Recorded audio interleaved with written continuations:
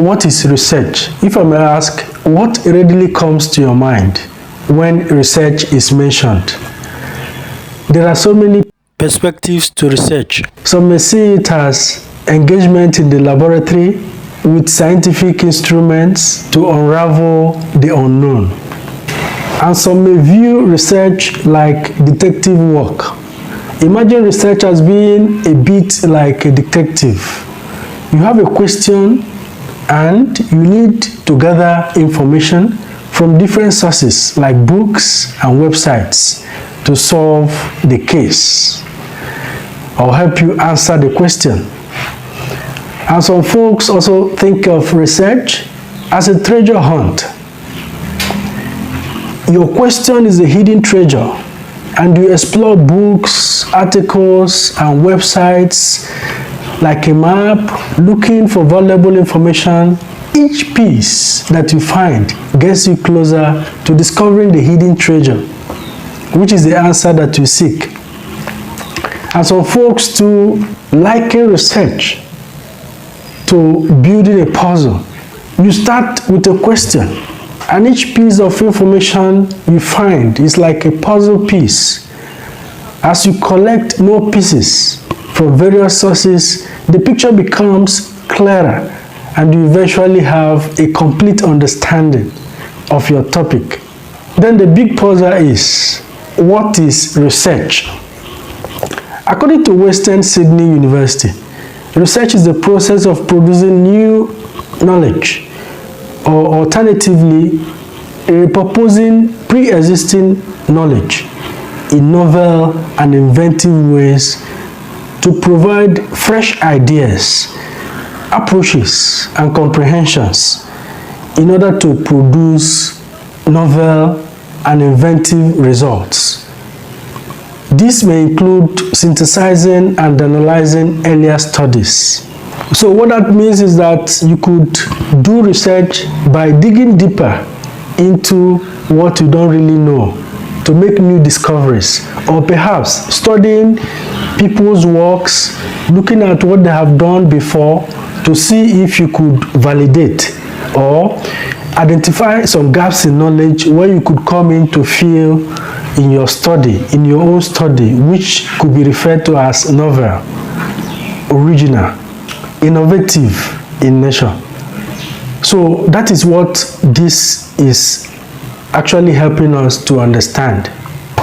But in the words of American sociologist L. Robert Barby, research is a systematic inquiry to describe, explain, predict, and control the observed phenomenon. It involves inductive and deductive methods.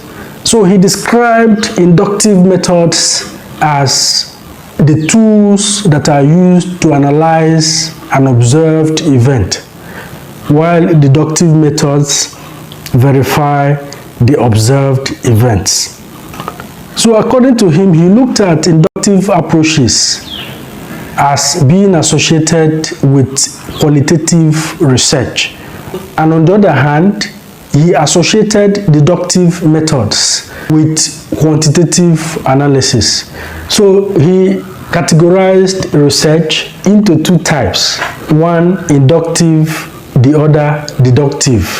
The social sciences such as psychology, sociology, and anthropology are the foundation of quantitative research. According to what the respondents provide you, because you make some questionnaires and distribute to respondents those that you feel could give you the needed information that you seek to help you unravel what you need to help you form conclusions.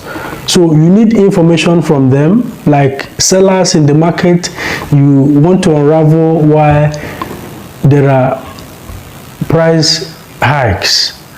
You know, in the current situation of Nigeria, the economy is unstable. Day by day, prices of commodities skyrocket. So you want to actually indulge in research to study why this is happening, and you need to design your questionnaires. So when you ask these questions, assuming that a group of researchers came together and did their study on developments happening within a particular period of time. And on studying what they have unraveled, you discovered that there is a trend. There is a similar trend when comparing all that they've done. These trends that you are able to pinpoint are actually observations.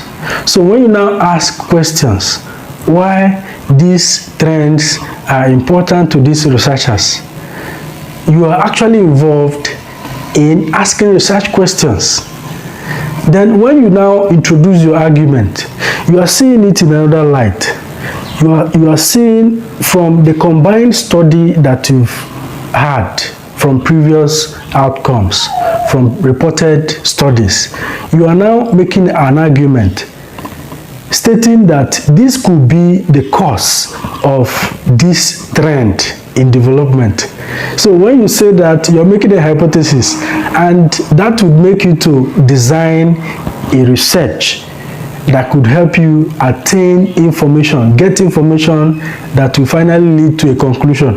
You need a conclusion to either accept or reject your hypothesis. So for the quantitative approach, the questions that you ask about how many, how much, and stuffs like that lead to quantitative approach of research. So it would enable you to go to the lab, seek information, gather data to answer research questions. And after the analysis of the data, you should be able to come up with a conclusion. So having said that, research involves gathering information, synthesizing the information that you've gathered, and interpreting to enable you reach a conclusion. So it is that conclusion that you've reached after making available to others to study and assimilate what you have done, that they could do same and validate, or see if they could come with an approach that could allow them to get the same result but using different techniques or methods. So that is what research is all about. But something motivates one to engaging in research. One could just be to develop new things, right? And another could just be to solve a problem. You have challenges that you face and you want to provide solution by digging deeper into research to see if you could provide solution to the problem. And another reason why some people engage in research is to validate previous studies. So in this your final year, you are expected to engage in research that would enable you to study what previous scholars may have done in your area of interest. In material science and engineering, we have the ceramics unit, the metals aspect of study, the composite aspect of study. So it is left for you to choose which area you are comfortable approaching your research.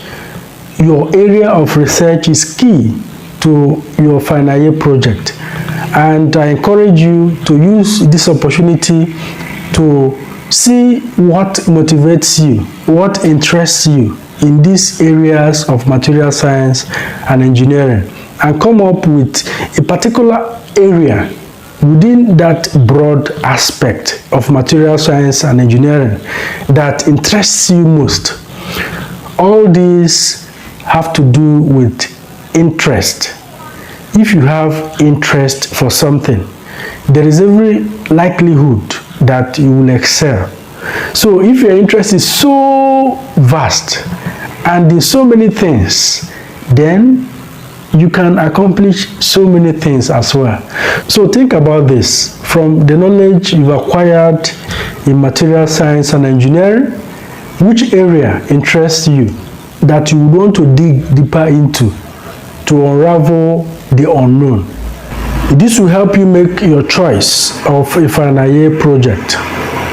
And the next thing to do is to look into that your area and see if you could see what other people may have done As you're skipping through, reading through what others have done, you would identify some areas you think that they ought to have done, which may be missing from all that you have seen. So that is where you come in, to inject the novelty of research into what others may have done. So those gaps in knowledge that you were able to filter out from other people's work can now constitute your own objectives of study. So I want you to see it in that light to enable you make a choice of your project topic. And it is my wish that within this period of your industrial training, you can go through what other people may have done, see if you could pinpoint areas where you can come in to provide solution or to advance scientific and engineering knowledge, so you can contribute to knowledge and excel in your final year project. So from this aspect, you look at the format that you could use to present your final year project. If the video is out, you find it on top of this. You just find it here and click on it to watch the format of presenting final year project as it applies to the Federal University of Technology, Owerri. I look forward to seeing you in the next one. Bye-bye.